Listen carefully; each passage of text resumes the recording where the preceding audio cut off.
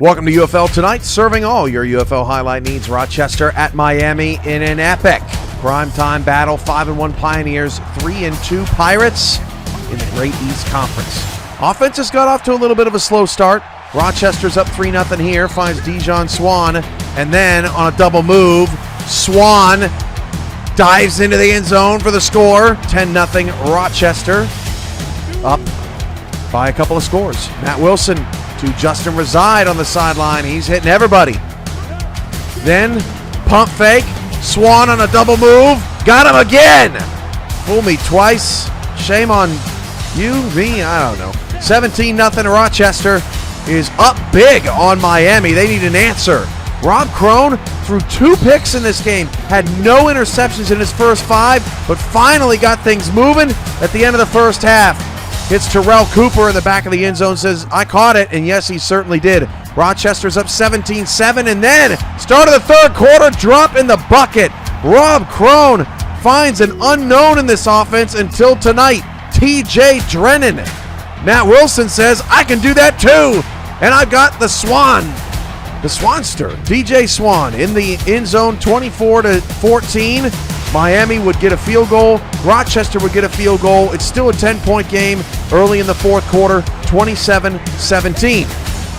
Rob Crone looking down the field, and look what he found. A wide-open Drennan again. Walks into the end zone. No one was even near him. Busted coverage. Miami down just 3. 4 minutes and change left. Crone to the sideline has a first down. And a little bit closer to field goal range, but who cares about a field goal when you can get a touchdown? Crone, buck wild in the back of the end zone, makes it 31-27. Then on 4th and 17, Matt Wilson throwing up a prayer to Swann. Caught it at the 1-yard line, but Rochester's trying to punch it in at the end of the game, and they can't. Mears stuffed by Rip Cuby. The time runs out on Rochester, and Miami pulls the upset 31-27. Now 4-2, Pioneers 5-2. Dakota at Milwaukee. The epicness is just beginning, folks. Mike Churchill with that catch from Adam Wiseman to get Milwaukee started.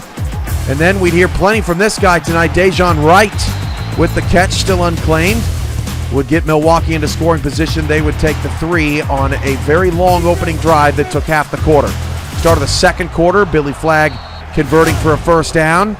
And then on 3rd down and 2, does it again. TJ Horn gets Dakota in scoring position, and then they take the 3. 3-3 at the break, but trust me, the second half was much more entertaining. Mid-third quarter, Billy Flagg on a play action, finds Horn again over the middle, got a first down. Then it's Flagg, next play. Finding an open target, really open target, into the red zone. This is where things got crazy. Dakota facing a 3rd and 21. Watch this throw. Billy Flagg to Mike Coco. Ruled a touchdown. What do you think, folks? I still can't find a camera angle that shows both feet in bounds, but the refs reviewed it and confirmed the call. Look out. Fumble on not the next play, but 2 plays later. Suki Padre makes it 17-3 Dakota. This game was 3-3 and going nowhere. Now all of a sudden Dakota's up 14. Adam Wiseman in the Stags. No quit. Dejon Wright down to the 8-yard line late in the third quarter. Next play, slant, Churchill, touchdown. Milwaukee's back in this thing, but they couldn't get off the field fast enough. Dakota bleeds more clock and gets 3 more. 6 and change to go, 20-10 Dakota. Adam Wiseman finds his trusty tight end, unclaimed Dallas Wright, and then Mike Churchill in the back of the end zone makes it a 3-point game. 4 minutes left. Wiseman again to Wright in scoring position, but the field goal is blocked to tie the game. Recovered by Kilimo Orso, and Dakota stuns Milwaukee, holds on for their 4th straight win of 7 points or less. Chicago has 4 straight losses of 7 points or less. On the other side of luck, hosting the Salt Lake City Hornets, who lead the Great West Conference. Salt Lake Hornets for short. Adam West, the tight end, gets the catch, and then have yourself another inside the 5-yard line. He had 3 catches on the opening drive, Lucas Doty just signed this week, fullback, touchdown, Salt Lake. 7-0 Hornets on top of the Dragons. Then Logan Foster starting to get things working, just a little too inconsistent in the first half. Kind of wobbly was the Chicago offense on this night, but they did good enough on this drive to get 3 points, 7-3. Dragons down by 4, trying to stop the Hornets, and they did for most of the night, although that pass is perfectly thrown on 3rd down and 6. The drive would stall out, 51-yard field goal good. Made it 10-3 Salt Lake just before the half. Fast forward to the fourth quarter, 7:50 to go in the fourth. Chicago's down 10-6, hanging around in this game. Foster starts to get going again. Clean pocket over the middle. Man, these white lids with those all-navy get-ups, pristine.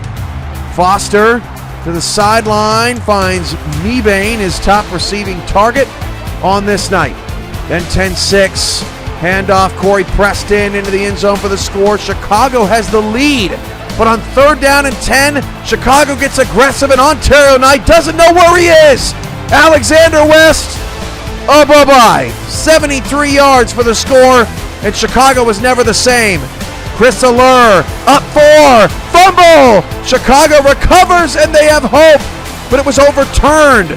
Salt Lake goes for the kill shot with the ball back at the 2-minute warning. Got it. Noah Neely down to the 2-yard line, and then they'd hammer it home. A touchdown vulture getting in for the Hornets. 24-13, Salt Lake scores 14 unanswered in the fourth to take down the Dragons, who fall to 1-5. Final game to wrap up tonight. It was a doozy. Phoenix at Austin. Austin 1-4. Transformed their defense this week, hoping it would do something for them. They are giving up more points than any team in the league at over 30 points per game. On the opening drive for Phoenix, no problem. Joe Tillo says, hey, look, Ma, I made it. Into the end zone for the score. Second rushing touchdown this season. Phoenix goes up 7-0, no problem. The Skyhawks winners of 4 straight. All Phoenix in the first half. Tillo on a blitz pickup. That is a pretty catch over the middle. Keeps the drive alive. Then Tillo throws an incompletion, so Phoenix has to settle for 3. 10-0 Phoenix at the half. Could have had more points at the end of the first half. Got greedy.